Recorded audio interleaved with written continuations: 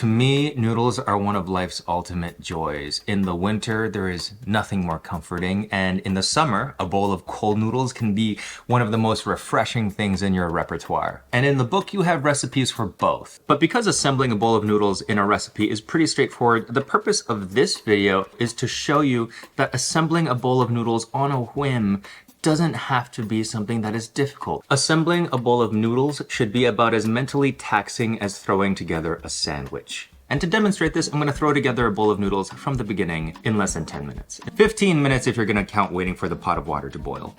The first thing we're gonna talk about is broth. If your noodles is going to have broth, then yes, the herbal chicken broth or a lovely bone broth that has been simmering for like 24 hours on a hot stove, that is like rich and delicious, that's great. But you have a lot of options available to you that are super quick. Chicken powder or the vegan alternatives like mushroom powder are fantastic to use as a base.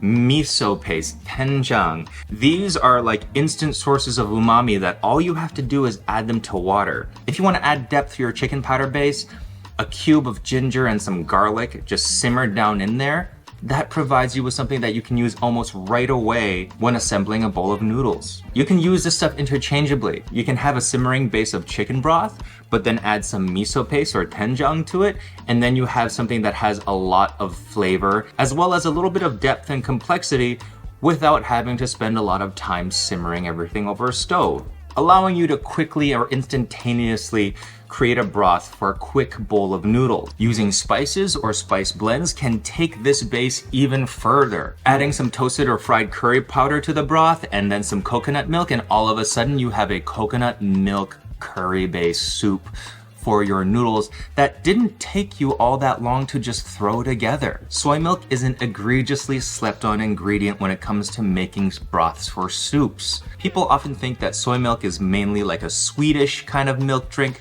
but it is very common to see soy milk used as a broth base for anything from standalone soups to broths for noodles and dumplings. So today, let's just make something up. We're gonna use chicken powder, we're gonna use miso, and we're gonna use some white pepper. And I've got some ginger and garlic candy. Let's throw together a noodle broth. Now let's talk noods. There are countless different types that you can choose from, and just like selecting a favorite bread that you have for a particular sandwich, the kind that you choose can totally be based on your preference.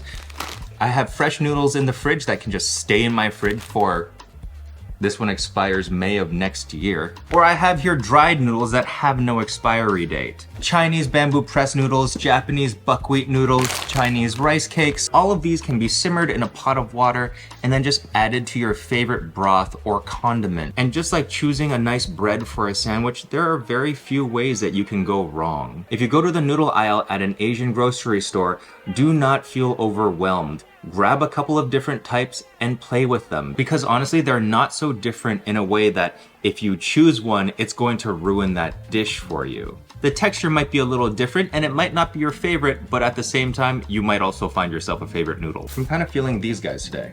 Aren't they pretty?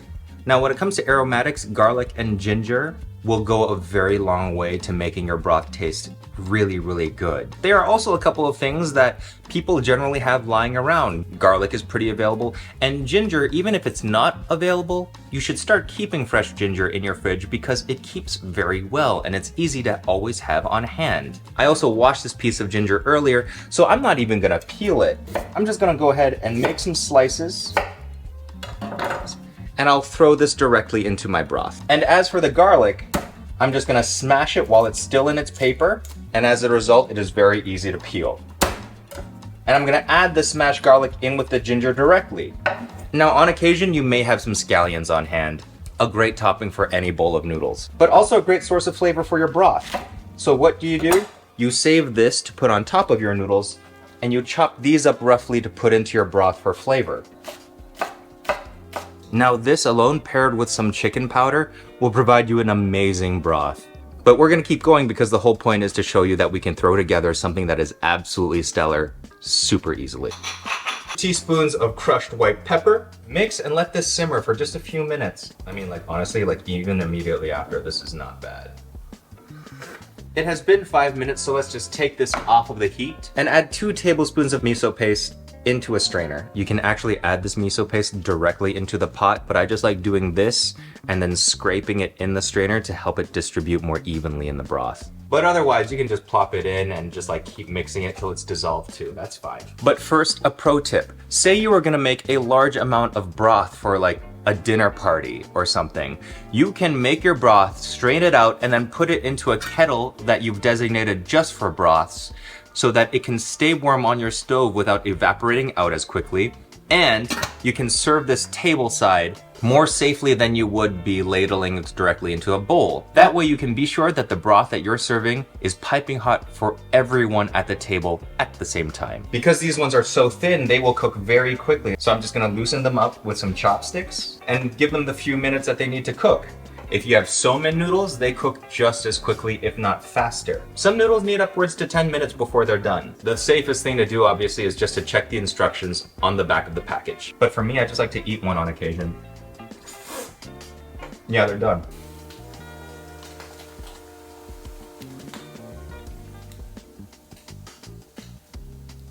So if you were gonna make noodles for a crowd, say like 10 people plus, what I would do is have our bowls ready and then put the cooked noodle portions in each bowl. You can add a touch of sesame oil if you like to keep the noodles from sticking, and then just give it a little mix there. Now obviously your noodles will be cold, but that is a good thing. Allowing them to cool until it's time to reheat them with your hot broth ensures that they're not overcooked when your guest eats them. A ladle of piping hot broth is really all you need to bring it back to a nice eating temperature. Top with scallions and anything else you would like. Maybe a fried egg, that would add just a minute to your cooking time. This would be all I need for just a quick and simple but very tasty fix, but what if I wanted to do just a little bit more? I happen to have some frozen seafood ready, scallops and shrimp. Putting the soup back onto the burner and allowing it to come to a simmer. Let's go for 3 shrimps and 2 scallops. The great thing about using shrimp is that they tell you when they're cooked. Once they're pinked and a little bit curly, then you can take them out. And they'll also be my indicator of when their scallops can at least be checked for doneness. Now, will poaching this seafood in the broth make the broth taste better? Yes. At this point, I can see that the shrimp are fully cooked, so I'm just gonna add them to the noodles. Scallops are just a touch blush, so maybe 30 seconds more. Now, with all that finished, in this pot of boiling broth, I'm going to crack an egg into the soup itself and do what I like to call a very rough poach. I would say that is pretty good for noodles on a whim. And I would be very surprised if this took me more than 15 minutes. Make the noodles your own. I could have added anything from tomatoes to eggplant to cabbage squash or pumpkin to that broth and cook it all together, and it would have made something absolutely delicious. Whatever it is that you have in your kitchen, if they have tasted good together in other dishes, chances are they might taste good together in a bowl of noodles. Yes, it might take a little bit more effort to throw together a bowl of noodles in a sandwich, but one thing it should not take is more thought.